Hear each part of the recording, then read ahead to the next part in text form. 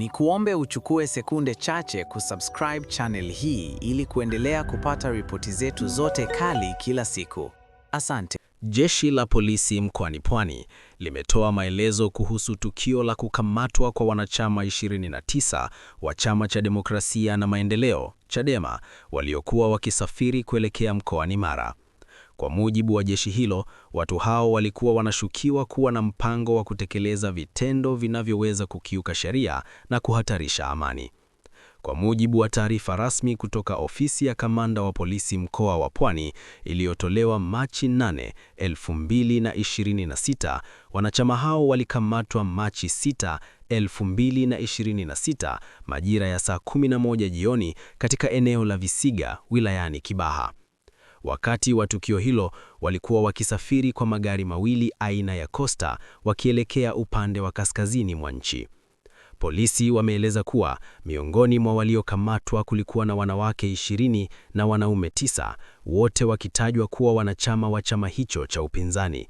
Baada ya kukamatwa, walishikiliwa kwa muda kwa ajili ya mahojiano na uchunguzi zaidi ili kubaini madhumuni ya safari yao pamoja na kile walichokuwa wakikusudia kufanya katika mkoa wa Mara.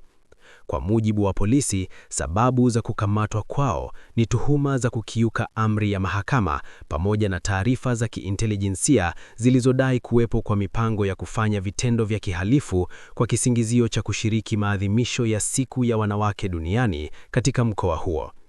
Jeshi hilo limesema hatua hiyo ilichukuliwa kama tahadhari ili kuzuia uwezekano wa kutokea kwa matukio yanayoweza kuvuruga amani na utulivu wa wananchi. Hata hivyo, baada ya hatua za awali za uchunguzi kukamilika, wanachama hao walipewa dhamana na kuachiwa kwa masharti ya kisheria huku uchunguzi zaidi ukiendelea. Polisi wamesema bado wanaendelea kuchunguza tukio hilo ili kubaini ukweli wa taarifa walizozipata na kuona kama kuna hatua zaidi za kisheria zitahitajika kuchukuliwa. Jeshi la polisi mkoa wa Pwani limesisitiza kuwa jukumu lake kuu ni kuhakikisha usalama wa raia na mali zao unalindwa wakati wote.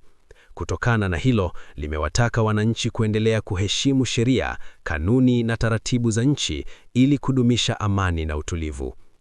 Aidha, polisi wameonya kuwa mtu au kikundi chochote kitakachojihusisha na vitendo vinavyoweza kuvuruga amani au kukiuka sheria kitachukuliwa hatua kali za kisheria bila kusita.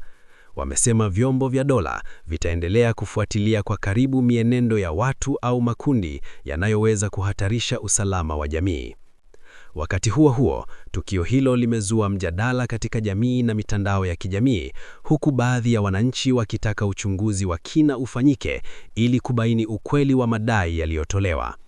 Wengine wanaamini kuwa ni muhimu kwa vyombo vya usalama kutoa taarifa za wazi ili kuondoa sintofahamu miongoni mwa wananchi.